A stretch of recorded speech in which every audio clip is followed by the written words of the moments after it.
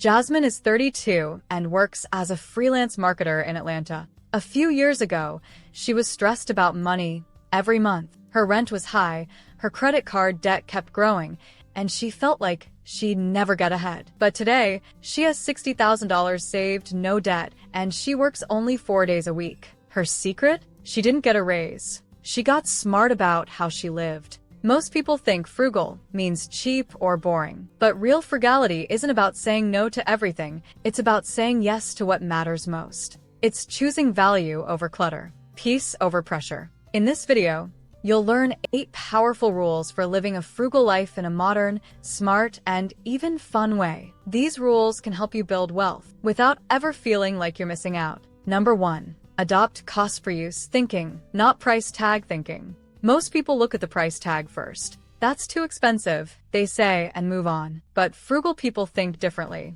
They ask, how many times will I use this? And is it worth it in the long run? Let's meet Zoe, a 26-year-old content creator. Last year, she bought a $200 secondhand Dutch oven. Her friends thought she was wasting money, but Zoe started cooking at home more: soups, stews, sourdough. In 1 year, she saved over $3,000 just by eating out less. That $200 pot paid for itself many times over. This is called cost-per-use thinking. Instead of focusing on the price up front, you divide the cost by how many times you'll use it. If you wear a $100 pair of shoes 200 times, that's 50 cents per wear. A $20 shirt worn once? That's $20 per use. Frugal living isn't about always choosing the cheapest option. It's about choosing the most valuable one. When you shift your thinking from price tag to cost per use, you make smarter, longer-lasting decisions, and that's the heart of living frugally without feeling poor. Number 2. Your calendar is your real budget. When people talk about budgeting, they usually just think about money. But here's a secret. How you spend your time is just as important as how you spend your cash. Meet Ty, remote worker in Denver. He used to work long hours just to pay for things he didn't even enjoy, dinners he was too tired to enjoy, and weekend trips that felt rushed. One day, he asked himself, where is my time actually going? So Ty started tracking his calendar like a budget. He marked things that gave him joy and energy, and also the ones that drained him. Then, he made small changes. Fewer meetings, more walks, home-cooked meals instead of takeout. Not only did he save money, but he felt richer in time and happiness. This is called time budgeting. Because here's the truth, you can always make more money, but you can't make more time. So next time you look at your budget, also look at your calendar. Ask, am I spending my time on things that matter? A frugal life isn't just about saving money, it's about saving your time for what counts. Number 3, declutter your tech life equals declutter your expenses. Frugal living isn't just about what's in your closet or kitchen, it's also about what's on your phone, laptop, and inbox. Let's talk about digital clutter. Most people are paying for things they don't even remember signing up for: apps, streaming services. It's easy to forget because these charges are small, automatic, and hidden in monthly bills. The truth is, digital clutter equals money clutter. The more online stuff we collect, the easier it is to lose track of what we actually use or need. Set a reminder once a month to review your app store, email, and bank account for sneaky subscriptions. Use apps to help find and cancel unused ones. You'll not only save money, but your digital life will feel calmer and cleaner. A frugal life means spending on what truly adds value and cutting what doesn't, even if it's hiding in your phone. Number 4, the 3-day buyback rule. Ever bought something online, felt excited for a day, and then forgot about it? That's not just you, it's your brain. We often buy things for the feeling, not because we really need them. That's why the 3-day buyback rule works so well. Here's how it goes. Buy the item, but when it arrives, don't open it right away. Instead, leave it in the box for 3 days. After that, ask yourself, do I still want this? Did I even remember I bought it? If the answer is no, return it. Simple. James, a 29-year-old teacher, started using this rule during the pandemic. He noticed that 40% of the things he bought online weren't actually useful. When he began waiting 3 days before opening packages, he returned half of them and saved over $2,500 in 1 year. You don't have to stop shopping. Just slow it down. The 3-day buyback rule gives you time to decide if a purchase fits your life or just your mood. Frugal people don't avoid spending. they master how and when they spend. And this rule is a smart way to stay in control, save money, and feel good about what you keep. Number 5. Treat boredom like a budget leak.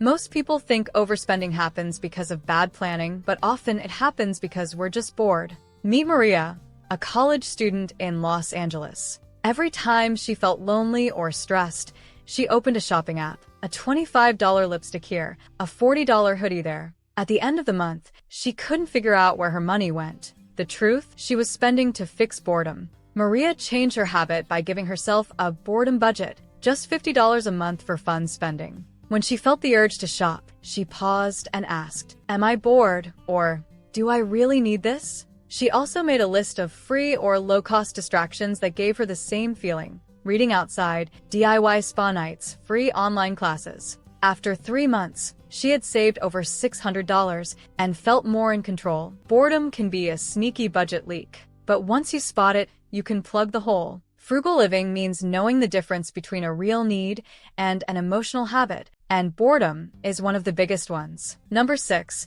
Learn the wealthy poor mindset via global frugality lessons. You don't need to be rich to live well. In fact, some of the smartest money habits come from people who've learned to do more with less. This is called the wealthy poor mindset, living wisely, simply, and with purpose, no matter your income. Let's look at Ravi, an Uber driver who moved from India to the US. He only makes around $35,000 a year, but he saves over 60% of his income. How? He uses the same frugal habits he learned growing up, like cooking at home, fixing things instead of replacing them, and living with roommates even when he doesn't need to. Around the world, frugal living is a way of life. In Japan, people follow Madanai, a word that means don't waste anything. In India, the idea of jugad means solving problems using simple, clever hacks. In Sweden, lagom means just enough. Not too much, not too little. These cultures teach us that real wealth isn't about showing off. It's about peace,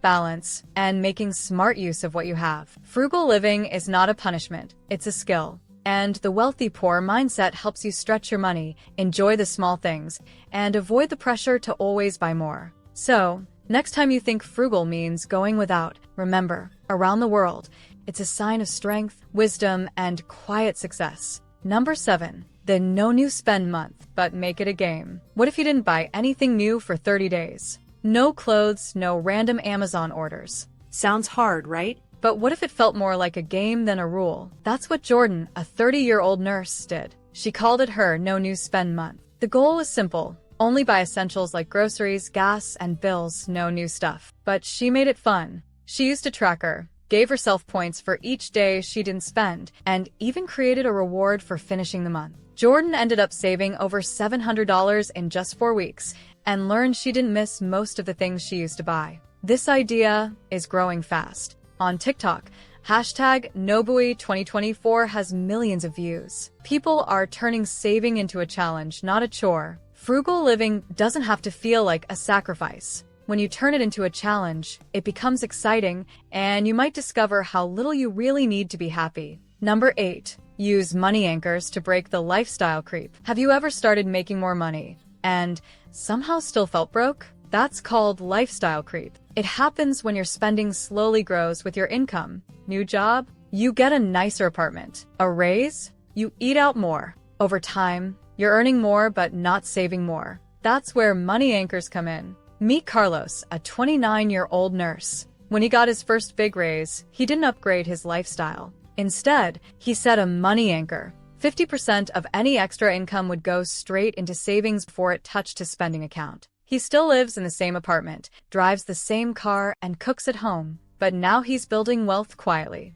A money anchor is a rule you set to protect your money. It could be saving all of your bonuses, investing any side hustle money, or living on your old income, even after a raise. Why does this work? Because it creates boundaries before lifestyle creep sneaks in. Frugal people use money anchors to grow their savings without feeling deprived. It's not about living small, it's about locking in your progress. So next time your income goes up, don't rush to spend. Set a money anchor and let your future self thank you. You don't need to follow all 8 rules at once. Just choose one this week. Try it, see how it feels. Small changes can lead to big freedom. Now, if you want to learn how to achieve financial success, then watch this video next. If you made it to this point in the video, please like and subscribe to the channel to see more content like this. Thanks for watching, and I'll see you in the next video.